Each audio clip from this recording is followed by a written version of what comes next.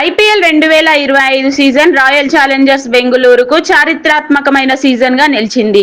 18 ఏళ్ల కలను నిజం చేసుకుంటూ ఆర్సీబీ మొదటిసారి ఐపీఎల్ టైటిల్ను గెలుచుకుంది.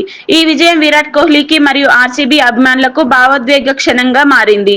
యువ కెప్టెన్ రజత్ పాటీదార్ నాయకత్వంలో జట్టు సమిష్టి కృషితో ఈ ఘనత సాధించింది. విరాట్ కోహ్లీ ఈ సీజన్లో తన బ్యాటింగ్ ప్రతిభతో పాటు జట్టును స్ఫూర్తిగా నడిపించాడు. అంతేగాక ఐపీఎల్ చరిత్రలో అధిక ఫోర్లు కొట్టిన ఆటగాడిగా కొత్త రికార్డు సృష్టించాడు. విరాట్ కోహ్లీ ఈ సీజన్లో 770 ఫోర్లతో ఐపీఎల్ చరిత్రలో అత్యధిక ఫోర్లు కొట్టిన ఆటగాడిగా రికార్డు సృష్టించాడు.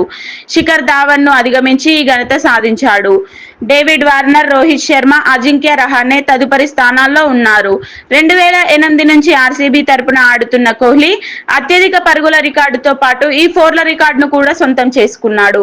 ఆర్సీబీ విజయం వెనుక జట్టు సమిష్టి కృషి ఉంది. బ్యాటింగ్ లో విరాట్, రజత్ మరియు ఇతర ఆటగాళ్లు, బౌలింగ్ లో కృణాల్ పాండ్యా, షెపర్డ్ మరియు ఇతర బౌలర్లు కీలక పాత్ర పోషించారు. ఫీల్డింగ్ లో కూడా జట్టు అద్భుతంగా రాణించింది.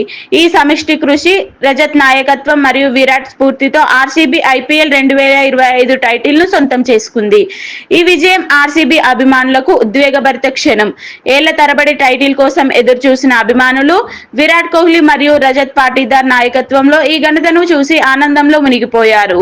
ఈ విజయం ఆర్సీబీ చరిత్రలో ఒక బంగారు అధ్యాయంగా నిలిచిపోతుంది.